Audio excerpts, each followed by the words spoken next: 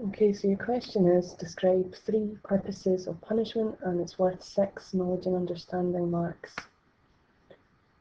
So you're simply listing the main facts about purposes of punishment. What is it that the judge is trying to achieve when he passes a particular sentence?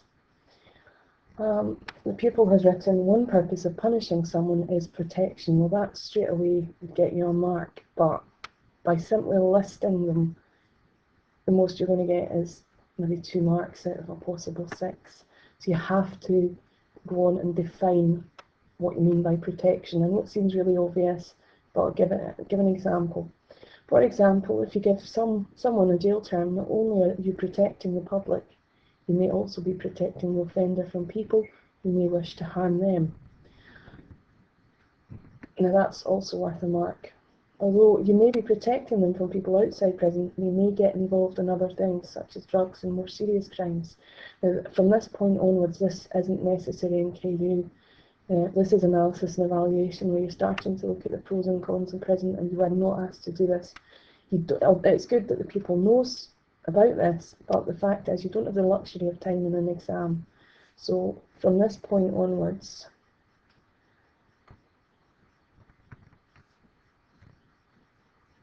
all this right down to here, you didn't need to write this. You just can't afford the time in the actual exam. Next, another reason for punishing someone is deterrence. Now, deterrence simply means, I should give that a mark.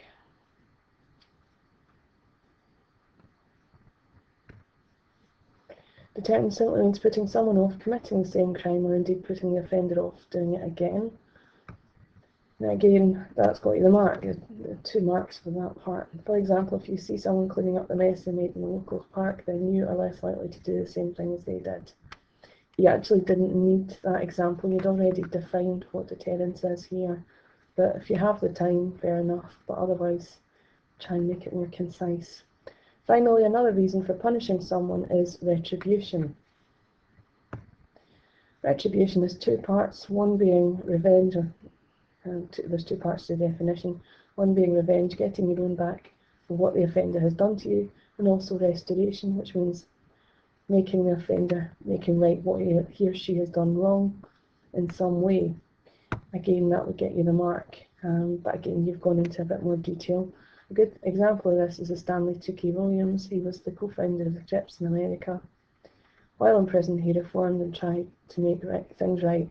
He wrote books trying to show young kids just like he was, not turn to crime. Now, you actually had already gained enough marks, but it's good that you know this. But as I say, in the final exam, you wouldn't have the luxury, I think, to put that kind of detail in.